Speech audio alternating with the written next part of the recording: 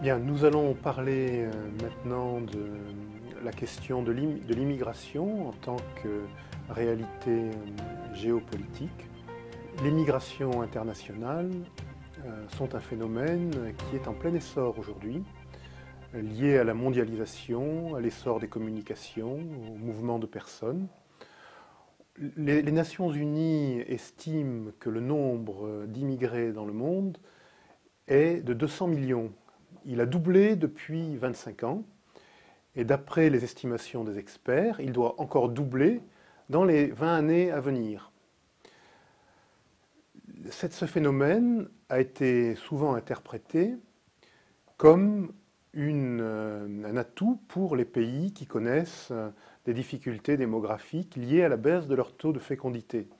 C'est ainsi qu'un rapport des Nations Unies de mars 2000 estime que les pays occidentaux doivent s'ouvrir aux migrations de manière beaucoup plus importante pour financer dans l'avenir leur régime de retraite. Ce fameux rapport des Nations Unies, qui a beaucoup fait couler d'encre, annonce par exemple que l'Europe au sens large, le continent européen, devrait accueillir plus de 2 milliards de migrants d'ici 2050 pour être en mesure de financer son système de retraite, ou plutôt ces systèmes de retraite.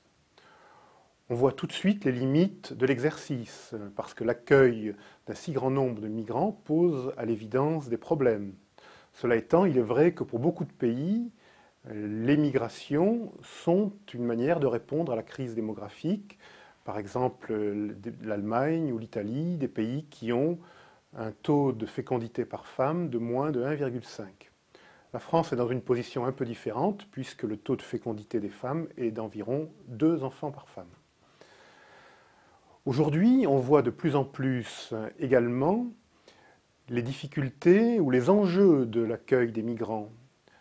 On ne peut pas considérer que les migrations soient totalement neutres dans la vie d'un pays, dans ses équilibres. Il y a des problèmes de communautarisme qui surviennent dans certains pays européens, et l'Europe prend de plus en plus conscience de ces difficultés.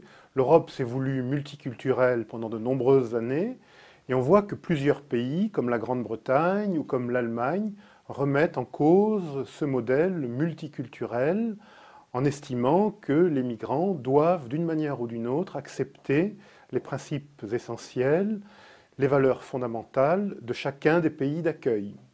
Ça, c'est un phénomène qui est en train d'émerger dans de nombreux pays européens qui, par tradition, ont accueilli un grand nombre de migrants au cours de ces dernières années. Donc on voit qu'il y a un équilibre à trouver entre la nécessité d'accueillir des personnes pour des raisons démographiques, pour des raisons économiques, et puis la nécessité d'intégrer ces personnes pour éviter des problèmes de ce type, de problèmes liés à des phénomènes de repli sur soi ou de communautarisation de la société. Tout le monde est à peu près d'accord pour dire aujourd'hui qu'il faut trouver cet équilibre entre l'accueil et entre le devoir des migrants d'accepter les valeurs des pays d'accueil. Et ça, c'est un phénomène assez nouveau, c'est une prise de conscience nouvelle, en Europe en particulier, de trouver un équilibre entre l'accueil et l'intégration.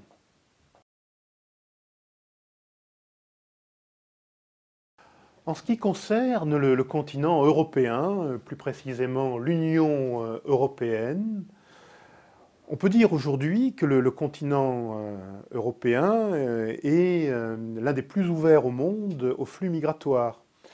La Commission européenne travaille sur des statistiques à l'échelle de l'Union et d'après ces dernières estimations, l'ensemble de l'Union européenne reçoit environ 1,5 million à 2 millions de migrants tous les ans.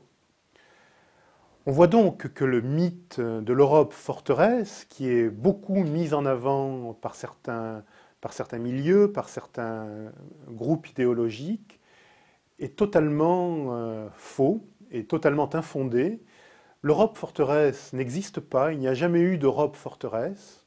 Au contraire, l'Europe est un continent très ouvert à l'immigration, c'est un continent accueillant pour les migrants, sachant qu'il est bien clair que l'Europe, comme chacune de ces nations, n'a pas les moyens d'accueillir tous les candidats à l'immigration. Et c'est pourquoi l'Europe combat l'immigration irrégulière. Les 27 pays de l'Union européenne ont signé en 2008, à l'initiative de la France d'ailleurs, un pacte européen pour l'immigration et l'asile, dans lequel l'ensemble des pays européens se sont engagés à lutter contre l'immigration irrégulière, à reconduire dans leur pays les migrants illégaux et à renoncer à toute forme de régularisation massive, comme il en a existé pendant de nombreuses années dans certains pays. Il était une époque où l'Italie ou l'Espagne régularisait plusieurs centaines de milliers de migrants tous les 4 ou 5 ans. C'était une pratique acceptée. Aujourd'hui, depuis la signature de ce pacte européen pour l'immigration et l'asile, on voit que les régularisations massives, sans avoir complètement disparu, se sont fortement réduites et deviennent largement l'exception. De même, l'Union européenne s'est dotée d'un outil pour lutter contre l'immigration irrégulière. C'est l'esquisse d'une police européenne de l'immigration qui s'appelle Frontex, un organisme qui vient d'entrer en vigueur il y a quelques années et dont l'objectif est de coordonner la politique de contrôle des frontières de l'Union européenne et également de mettre en œuvre des mesures collectives de reconduite à la frontière qui existent aujourd'hui et qui ont lieu fréquemment. C'est ce qu'on appelle les vols groupés européens, qui consistent à organiser des vols à l'initiative d'un pays qui font plusieurs escales dans d'autres pays de l'Union européenne pour reconduire un certain nombre de migrants clandestins dans leur pays d'origine.